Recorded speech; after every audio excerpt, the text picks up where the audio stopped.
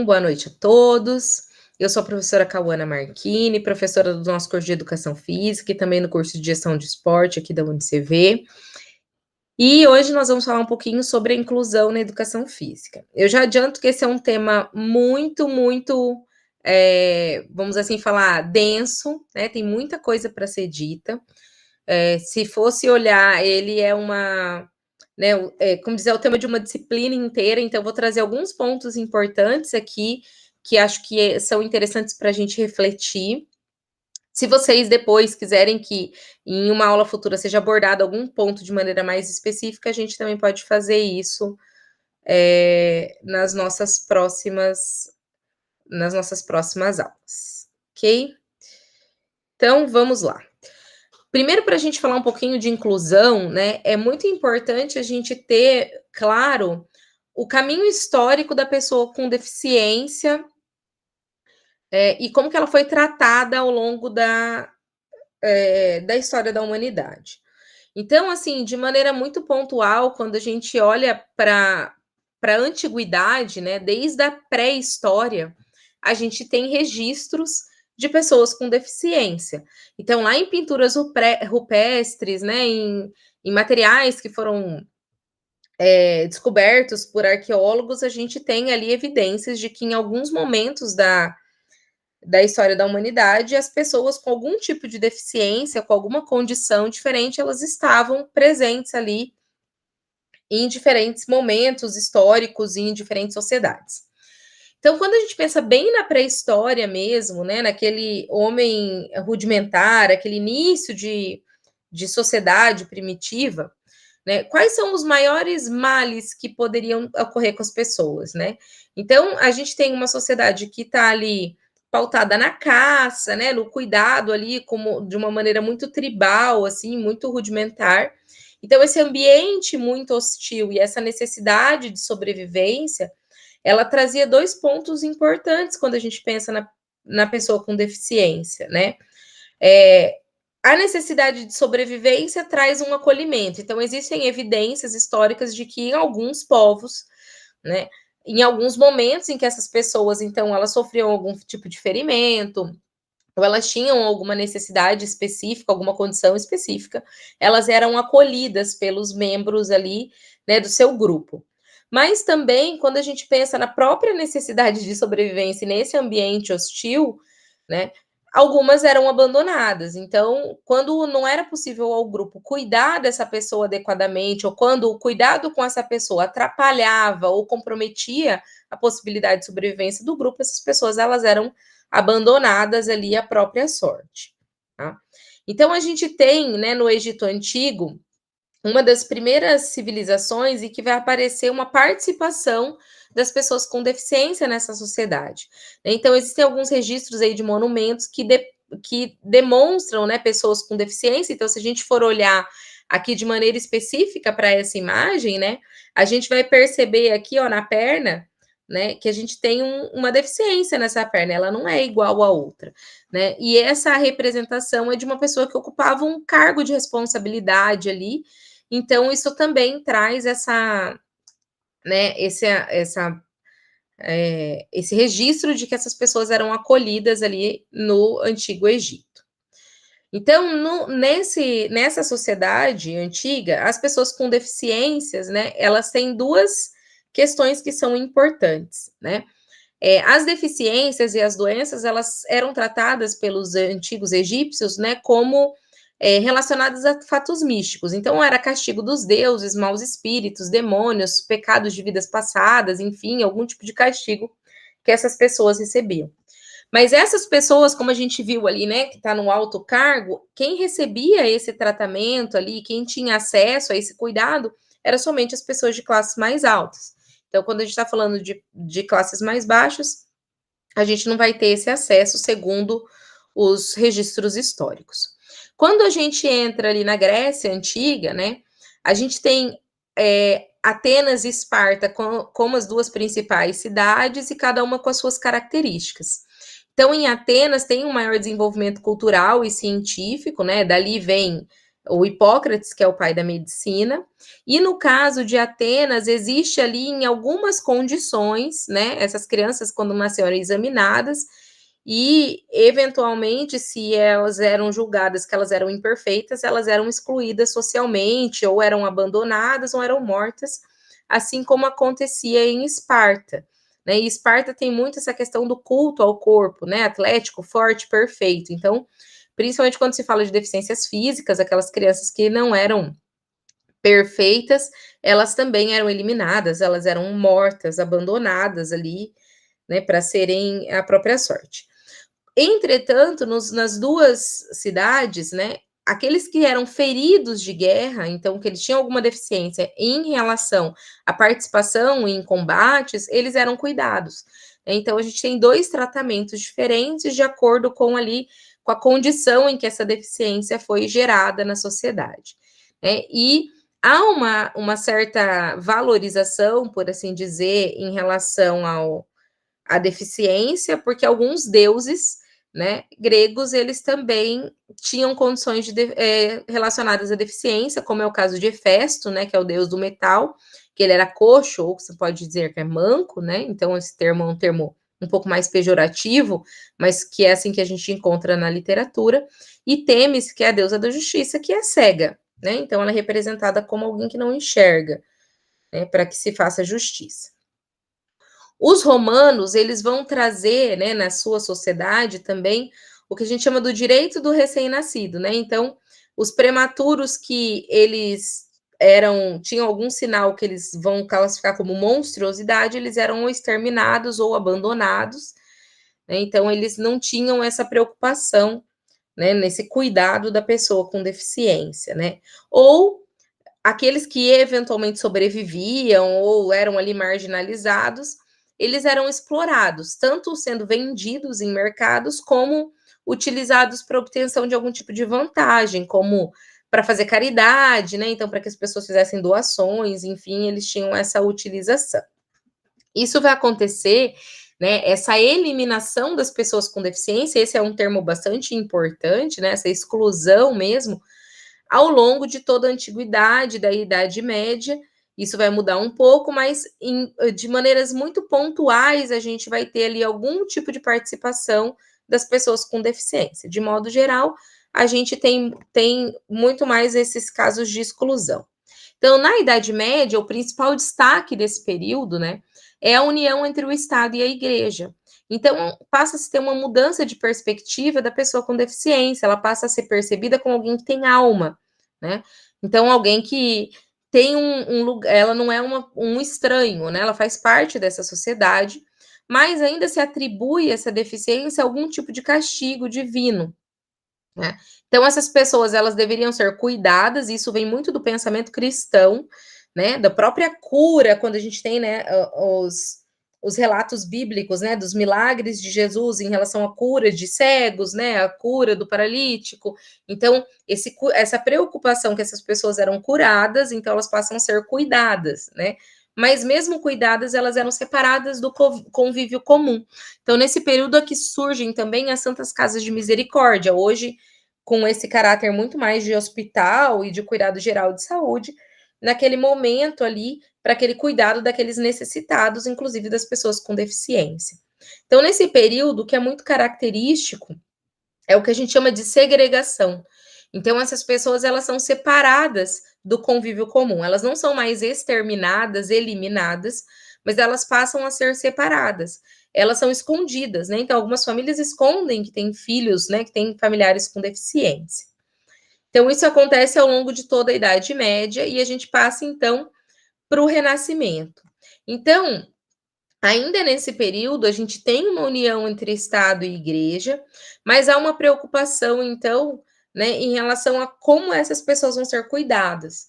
E o que se destaca desse período, né, na Inglaterra, Henrique VIII, ele traz o que a gente chama de lei dos pobres e taxa de caridade, em que algumas pessoas, né, e algumas instituições então recebiam essas taxas, pagavam essas taxas, para que pudesse ser efetuado, então, o cuidado das pessoas com deficiência.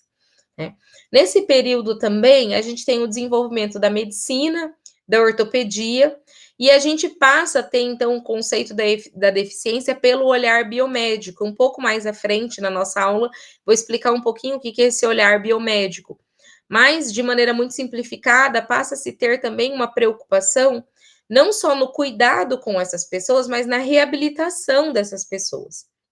Então, uma instituição de destaque é o Hotel des Invalides, em Paris, né? Então, o Hotel dos Inválidos, que era um centro de reabilitação que tinha como objetivo ali oferecer cuidados e uma forma dessas pessoas participarem novamente da sociedade, né? E elas vão participar de que maneira?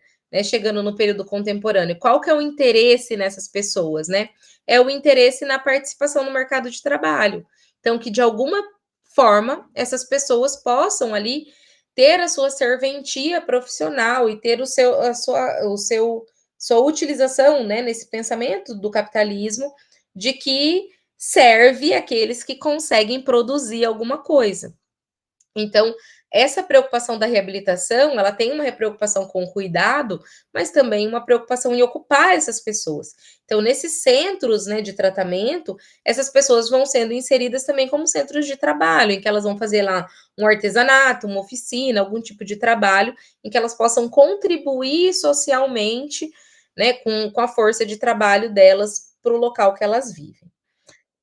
E o que a gente tem de destaque, né, no período contemporâneo, né, trazendo essa retomada histórica de uma maneira bastante breve, para que a gente possa discutir os outros pontos importantes da nossa aula, são as duas grandes guerras do século XX.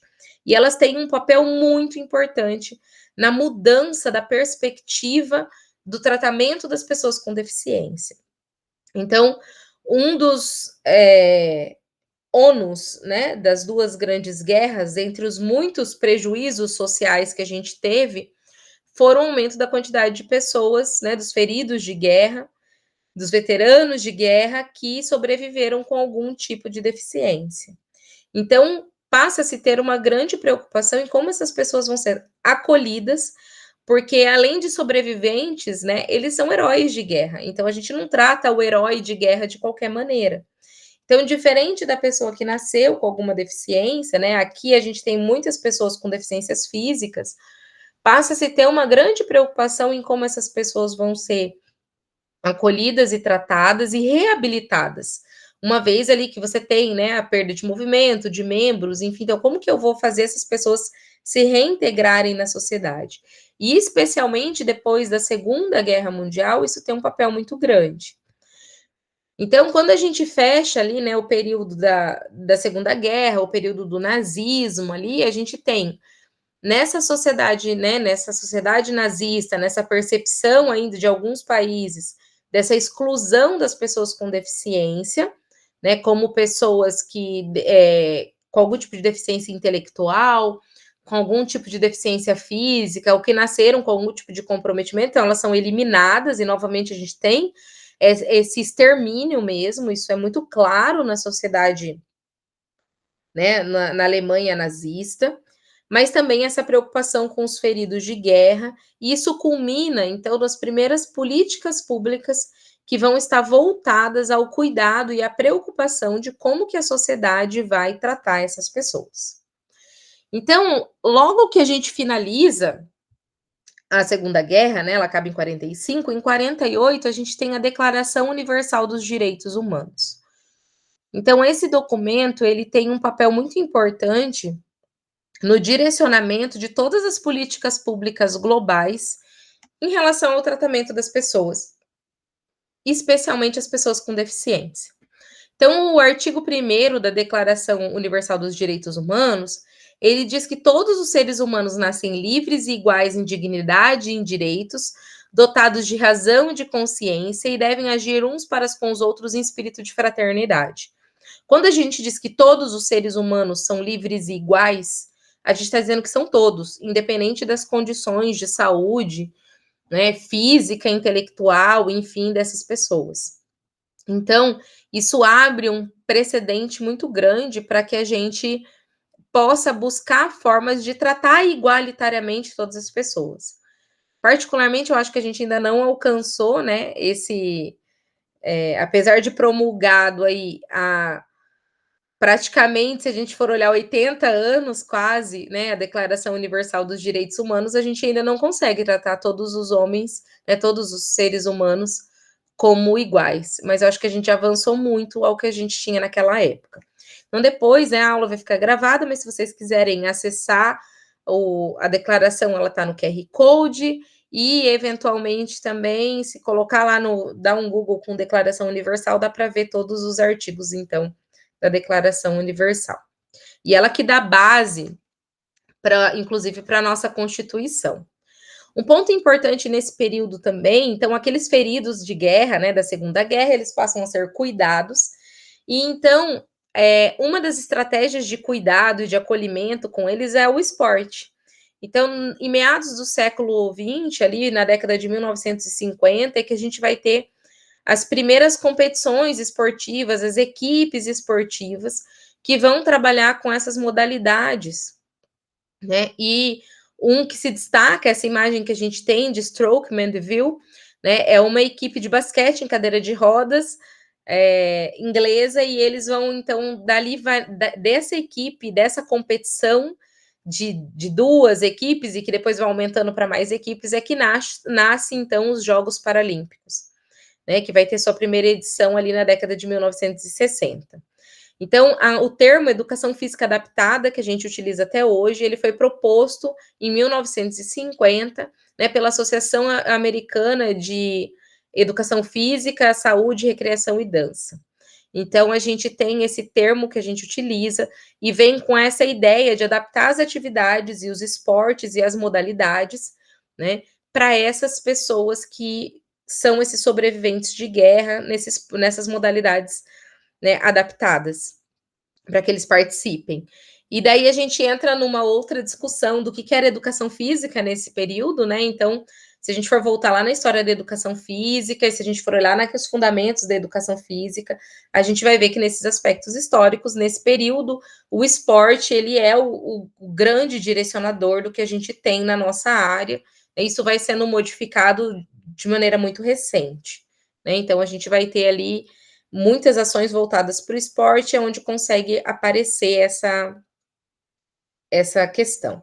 No Brasil, né, só para deixar registrado, os primeiros institutos que a gente vai ter, né, em 1854, um pouco antes desse período que a gente está falando, mas a gente vai ter ali o que é o atual Instituto Benjamin Constant, que era o Imperial Instituto dos Meninos Cegos, né, então que vai trazer educação moral e religiosa e musical para pessoas com deficiência visual, e a gente vai ter também, né, o do Instituto dos Surdos Mudos, que é o Instituto Nacional atualmente de Educação de Surdos, né, no Rio de Janeiro, e que vai ser uma referência na educação dessas crianças aqui no nosso país, né? Então traz muito essa questão de educação, mas a gente fala pouco em relação à atividade física, movimento, educação física ainda nesse período. Isso vai acontecer mais ali, né, para o final do século 20, depois ali da década de 60, 70 aqui também.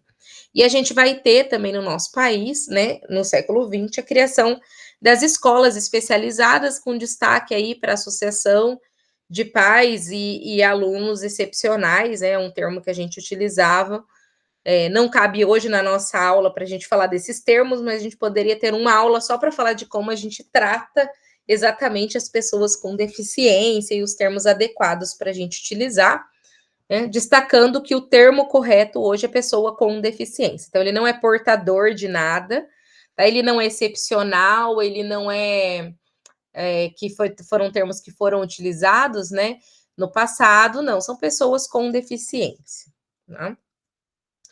E a gente, então, né, fecha essa parte histórica e essa contextualização olhando para 4 situações, né? A gente tem lá no passado, mas que não deixa de ser ainda hoje, infelizmente, uma situação de exclusão. Então, as pessoas com deficiência, elas não fazem parte da sociedade, né? E elas são separadas, ou elas são eliminadas, ou elas são, né, abandonadas à própria sorte, então elas não são percebidas como pessoas com direitos. A gente vai ter o período que é muito característico da Idade Média, mas não é exclusivo, que é o período de segregação. Então, essas pessoas, elas são separadas do convívio, elas não são mais abandonadas no sentido de, né, de excluídas ou abandonadas à própria sorte, mas elas são institucionalizadas ou escondidas, então elas não convivem com as pessoas, elas existem ali, elas recebem minimamente os cuidados, mas elas não convivem. E depois a gente vai ter o que a gente chama de integração, né? Então, na integração, essas pessoas fazem parte da sociedade, mas ainda de uma maneira separada, né? Então, quando a gente tem lá o Instituto dos Cegos, o Instituto dos Surdos, quando a gente tem, né, a força de trabalho deficiente que é separada ali para trabalhar de alguma maneira, eu ainda não estou incluindo essas pessoas, elas estão separadas, tá? Do que a gente tem, né, do convívio, apesar delas fazerem ali parte da sociedade, de eu dar para elas alguns direitos, né, de eu deixar elas fazerem algumas coisas, elas ainda fazem isso de maneira muito separada.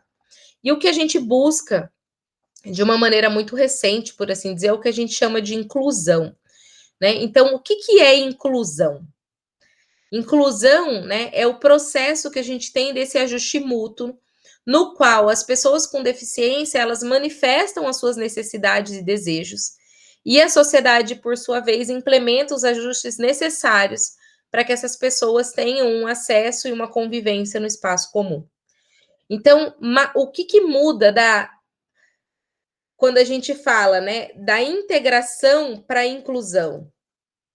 Principalmente porque a gente, mais do que deixar que as pessoas participem, né, da sociedade, por assim dizer, quando a gente fala de inclusão, a gente está falando para que essas pessoas manifestem o que elas precisam.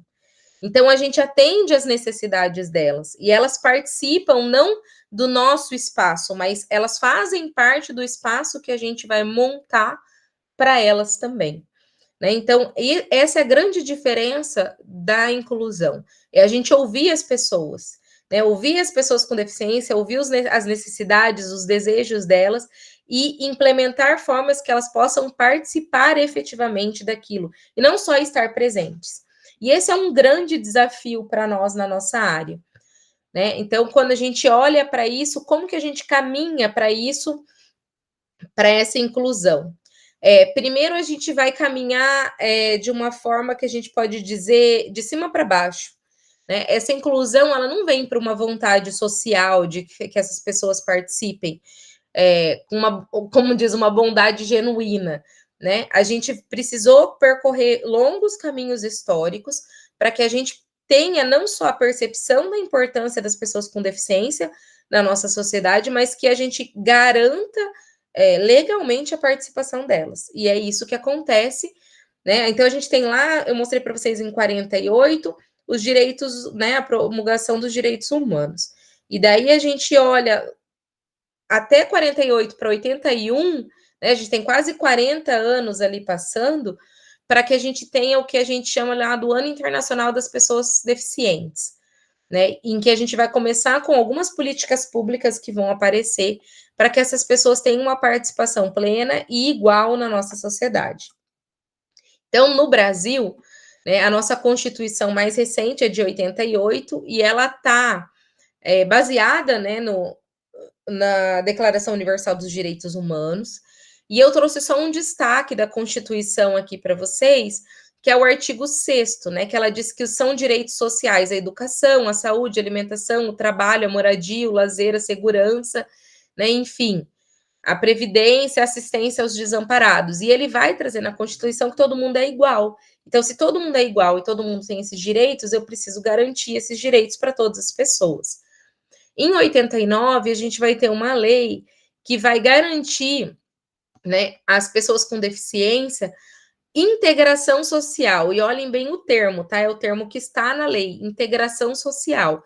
Então, que eles tenham os direitos individuais e sociais, inclusive educação e tratamento prioritário, né, obedecidos ali. Então, tanto a educação especial, que vai até a habilitação profissional, né, eles têm direito a isso de maneira pública e gratuita, e também formação profissional e trabalho. Mas é uma integração mesmo na sociedade, não uma inclusão, eles têm direito de participar. De maneira mais específica em relação à educação, eu trago aqui um destaque da Declaração de Salamanca, né, que aconteceu então a Conferência Mundial sobre Necessidades Educativas Especiais da Unesco, na Espanha, em 1994, cidade de Salamanca, que deu origem a um documento, que é essa declaração, e que vai discutir então a inclusão da pessoa com deficiência no ensino regular. Então, ali na década de 1990 é que a gente começa realmente a buscar formas de colocar essas crianças, né, essas pessoas dentro da sala de aula e fazer com que elas participem efetivamente, que elas não tenham uma educação completamente segregada. Né? A gente tem grandes discussões sobre as escolas especiais e as necessidades desses espaços, e particularmente eu acho que em alguns momentos eles são muito necessários, sim. A gente não tem que abandonar esses espaços, mas a gente precisa avançar muito para a gente incluir as crianças, né, dentro da educação regular de maneira adequada e garantindo realmente essa inclusão e delas nesse espaço.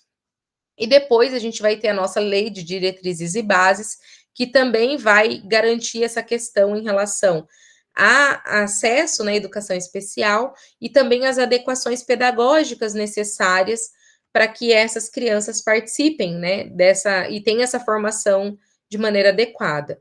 E o texto da LDB, ele traz também a importância da formação dos professores, para que eles também consigam atender essas pessoas, né? E por fim, ali a gente tem a Convenção da Guatemala, quando a gente pensa em questões de documentos educacionais, né, que também vai olhar para essa questão de eliminação da discriminação, né, contra as pessoas, ainda se utilizava o termo portadores de deficiência, tá? Por isso que eu deixei aqui. Isso vai ser modificado no início dos anos 2000, esse termo. E daí a ideia, então, é buscar medidas legislativas, sociais e educacionais para que a gente não tenha, então, formas de discriminação.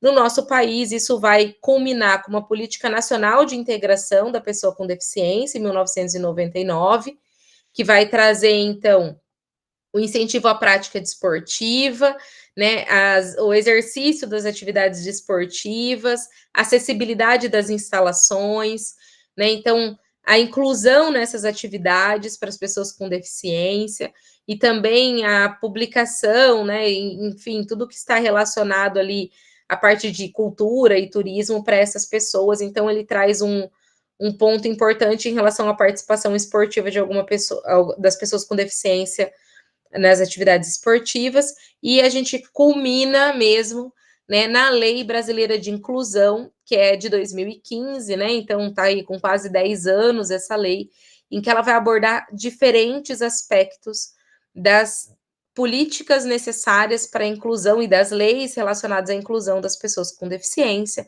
com uma parte específica em relação à educação, à saúde e ao esporte, cultura e lazer. Então, para aqueles que não conhecem esse documento, eu acho que é um convite muito importante para que a gente leia e entenda, né, como que desde 1948, quando a gente vai pensar lá nos direitos humanos, a gente demora aí algumas décadas para a gente ter uma lei específica que trata da inclusão das pessoas com deficiência e o quanto que isso ainda implica, né, em adaptações necessárias para nós.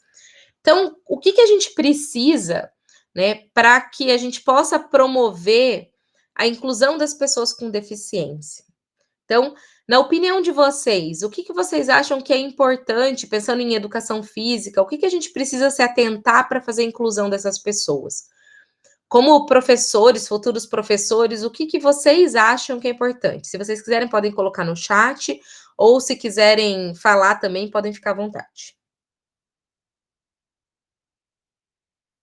O que você, recebendo uma pessoa com deficiência, pode ser na escola, pode ser na academia, o que vocês buscariam saber? O que vocês acham que seria importante para que a gente faça a inclusão dessas pessoas?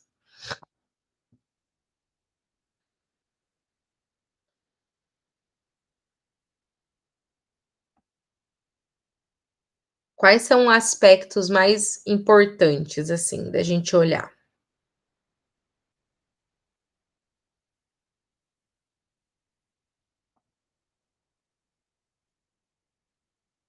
Eu trouxe alguns destaques aqui para nós, né, na nossa aula. Primeiro pode parecer óbvio, mas é muito importante, que é conhecer os diferentes tipos de deficiência e suas principais características. Então, o que que é uma deficiência física? O que que é uma deficiência intelectual? O que que é uma deficiência visual, auditiva? O que que é um transtorno de déficit de atenção? O que que é um transtorno de espectro autista? Quais as características que essas pessoas têm? E aí a gente precisa fazer uma ponte entre o modelo biomédico e o modelo social, para que daí a gente possa planejar as nossas atividades e ter efetivamente uma inclusão.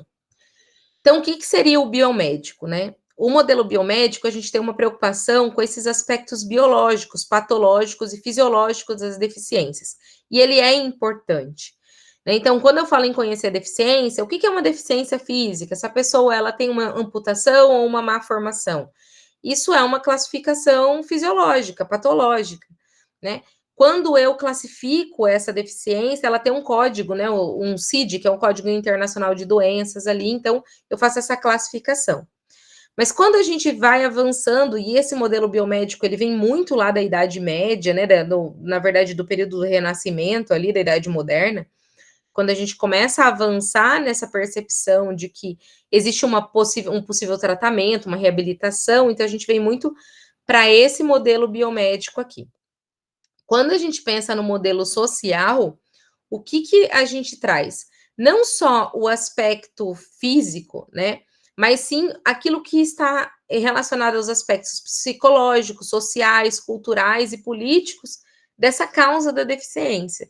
Como assim? Cultural, social, político, né? É eu não tratar a deficiência simplesmente o fato de uma pessoa, por exemplo, não ter uma perna, isso não tem uma implicação só física, ela tem uma implicação psicológica para essa pessoa, uma implicação social, em como a participação dela na sociedade vai acontecer, e em que ela pode realmente, né, o que ela consegue ou não consegue fazer. Então, dentro desse modelo social, a gente vai ter o que a gente chama de Classificação Internacional de Funcionalidade, Deficiência e Saúde, que é o CIF. Inclusive, por esse modelo de funcionalidade é que é feita a classificação dos atletas com deficiência em relação à participação nas modalidades paralímpicas, né? Então, a gente tem uma classificação lá em cada modalidade, uma classificação funcional. Então, o que que é um atleta, né, de corrida que é um B11? O que que é isso?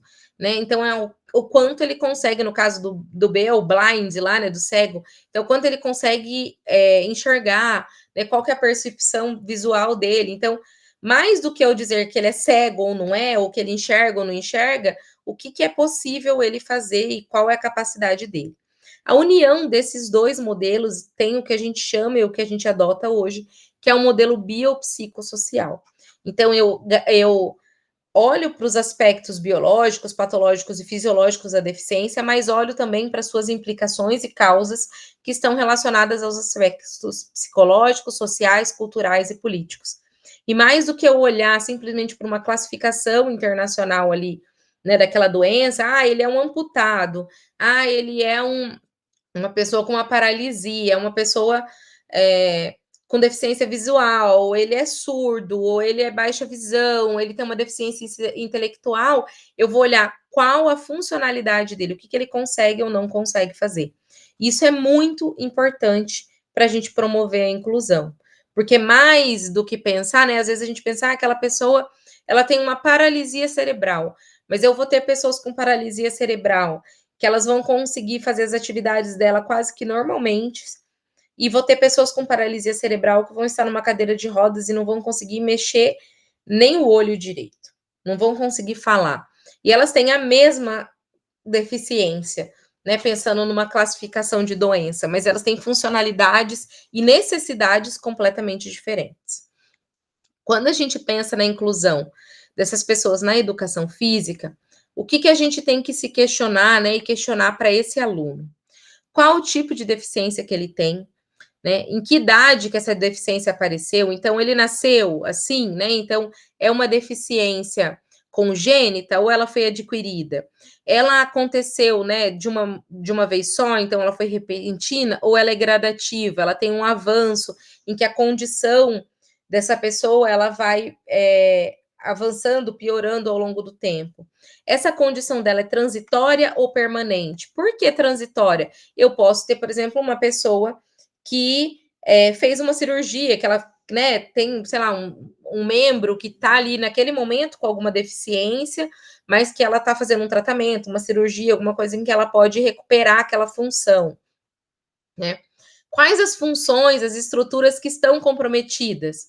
Então, ela consegue fazer determinados movimentos, ela consegue ficar de pé, ela ouve bem, ela vê o quanto que ela vê, ela tem percepção visual, ela tem uma baixa visão, uma baixa audição, né? Então, tudo isso eu vou observar, ela consegue compreender o que eu falo, eu preciso adaptar de alguma maneira a forma como eu vou me comunicar com ela, né? Há algum tipo de atividade que é contraindicada? Isso é bastante importante, mais do que o que a pessoa pode fazer. Tem alguma coisa que ela não pode fazer? Então, por exemplo, pessoas com síndrome de Down, elas têm uma hipermobilidade, né? Então, elas têm uma flacidez ligamentar. Elas podem ter facilidade ali para ter deslocamento de luxação, enfim, né? Fraturas em virtude disso, algum tipo de lesão. Então, a gente tem que ter um certo cuidado com o impacto na região do pescoço, né, na região ali da coluna, para que a gente não tenha nenhum tipo de acidente grave. Então, assim, não tem nada que seja contraindicado diretamente, mas a gente precisa de um cuidado especial. Então, toda vez que a gente vai propor uma atividade para essas pessoas, a gente tem que lembrar dessa condição, tá? Então, é uma preocupação que a gente tem que ter em relação a sempre que a gente vai receber, né, atender uma pessoa nessa condição. Ela pode ser, eu vou receber um aluno na minha turma, para eu dar uma aula de educação física para ele, e eu vou atender ele ao longo daquele ano, mas pode ser um aluno que eu vou atender na academia, pode ser alguém que está num grupo que eu acompanho em algum lugar com atividade física. Então, se aquela pessoa está ali naquele momento, eu preciso fazer esses questionamentos, né? Como que eu vou atender essa pessoa? Né? A gente vai perguntar para ele o que você pode fazer. Então, tem alguma coisa que você não pode? Né? O que você consegue fazer? Né? A gente tem que perceber por quanto tempo ele permanece ou ele pode permanecer atento às atividades propostas. Então, a gente tem alguns tipos de deficiência, às vezes em relação à deficiência intelectual, às vezes uma pessoa com transtorno de déficit de atenção, será que ela consegue prestar atenção naquilo que a gente está falando? Será que ela vai conseguir se manter concentrada naquela atividade pelo tempo necessário ou por quanto tempo ela vai precisar, né? Quais os interesses e necessidades em relação às atividades propostas? Então, aquilo é o que ela quer fazer? Então, a gente tem tido vários trabalhos interessantes, por exemplo, com as pessoas que têm transtorno do espectro autista na natação, né? Então, como que ela se atenta nessa atividade, por exemplo? Como que eu vou adaptar isso para ela? Ela gosta de fazer a atividade desse jeito? Ela gosta de ficar mais submersa? Ela gosta de se movimentar? Ela gosta que eu toque ela? Então, tudo isso a gente vai olhar, né? Ela gosta de fazer atividade coletiva? Ela prefere fazer atividade individual, ela tem preferência, às vezes, por uma pessoa ou por outra. Então, tudo isso são questões que podem aparecer, né? E que a gente vai perguntar e observar em relação a esse aluno, a essa pessoa que a gente está ali acompanhando, atendendo e incluindo nas nossas atividades. Né? E isso é muito importante. Principalmente o que você pode e o que você consegue fazer. E o que você se interessa por fazer. Não somos nós que vamos determinar esses interesses, são as pessoas com deficiência, ela que vai, né, pensando na necessidade dela, então, manifestar esse interesse. E daí a gente tem as atitudes que a gente considera positivas para as pessoas com deficiência de uma maneira geral. Existem atitudes positivas específicas para cada tipo de deficiência, né? Um exemplo, antes de eu falar da geral, por exemplo, uma pessoa com deficiência auditiva, o ideal é que eu fale de frente para ela, para que eu permita que ela faça uma leitura labial, né? Que se eu puder me comunicar com ela em Libras e ela fala em Libras, eu ter essa possibilidade. Então, são coisas que a gente, né, para pessoa com deficiência visual, a gente tem que descrever melhor o ambiente, explicar para ela como estão as coisas, porque ela não tem essa percepção. Então, de uma maneira geral, o que a gente tem de atitudes positivas, né, para que a gente promova a inclusão dessas pessoas na educação física de uma maneira geral. Acolher e valorizar o aluno com ênfase nas suas potencialidades, naquilo que ele realmente consegue e quer fazer, né? Criar um clima que ofereça segurança e confiança para que ele consiga se expressar, né? Expressar suas vivências, expectativas, preocupações e medos. Então, se ele não se sente seguro, se ele não tem confiança no professor, naquele que está ali com ele, às vezes ele acaba não se expressando e se sentindo excluído.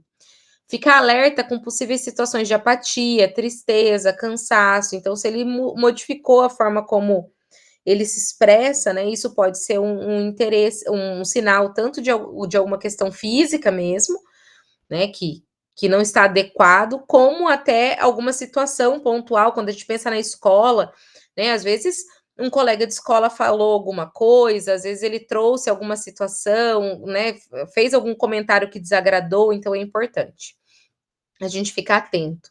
Estimular a expressão corporal e linguística, né? Então, principalmente aqueles alunos que têm um comprometimento mais severo, a gente tem que ter paciência para ouvir. Às vezes essa fala ela vai ser uma fala mais lenta, mais arrastada, né? Num primeiro momento até mais confuso para a gente entender, mas a gente tem que ter a paciência e estimular que ele se expresse, né? E às vezes eles mesmos às vezes acabam ficando, né? Quando você não compreende o que eles estão falando, né, ou como eles estão se expressando, às vezes eles vão ficando irritados.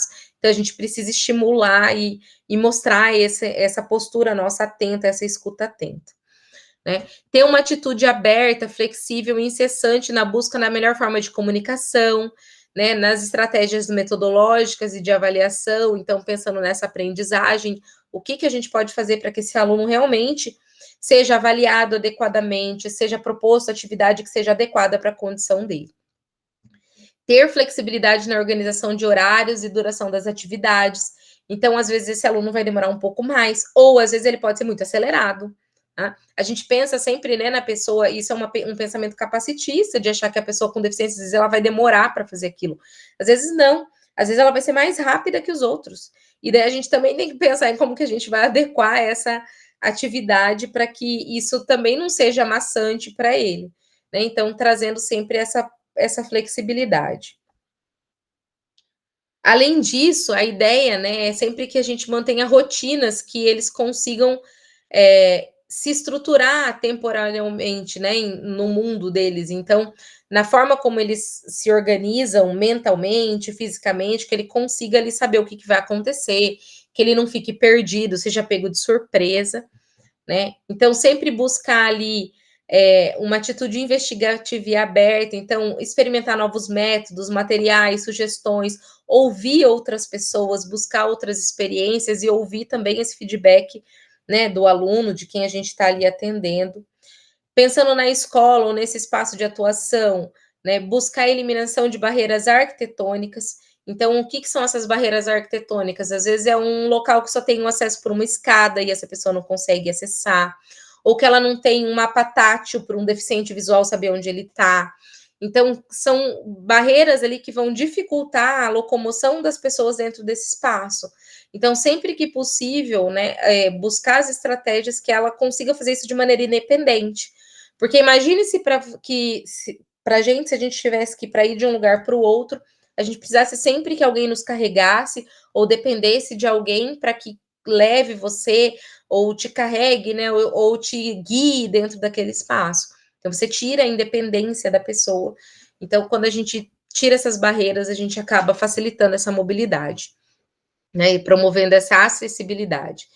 Então, em relação também às adaptações específicas, né, e o uso de tecnologia assistiva, então as tecnologias assistivas são tecnologias, e a gente não pensa só em equipamentos tecnológicos, mas pode ser um acessório que vai ajudar, por exemplo, o aluno a segurar uma bola, a segurar um equipamento, né, às vezes é um, um elástico que eu coloco de um jeito diferente, que ele vai segurar de maneira firme, né? As próprias muletas, andadores, cadeira de roda, algum tipo de meio de comunicação.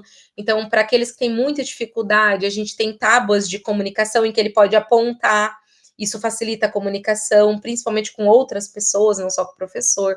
Então, isso é muito importante para a gente ter essa inclusão na educação física, né? Então, Se essa pessoa usa algum tipo de sonda, coletor, órtese, né? Órtese é o que a gente colocaria ali como, né, um equipamento que é acessório, não é no local, não é no lugar do, né? A prótese ela está no lugar de um membro, a órtese às vezes ela é para apoiar esse membro, né? Então a gente tem que auxiliar, saber como que funciona, se precisa de ajuda, aproveitar o recurso pessoal, né? Então, se a gente tem ali na turma uma pessoa que nem na escola, que é um amigo que pode ser um tutor, que ele tem mais, que aquela pessoa tem mais amizade, mais familiaridade, então aproveitar essas pessoas para que elas também possam auxiliar nessa inclusão, né? E também ter essa observação permanente e as atitudes específicas a cada tipo de deficiência, né? Então, aqui a gente falou de maneira mais generalizada,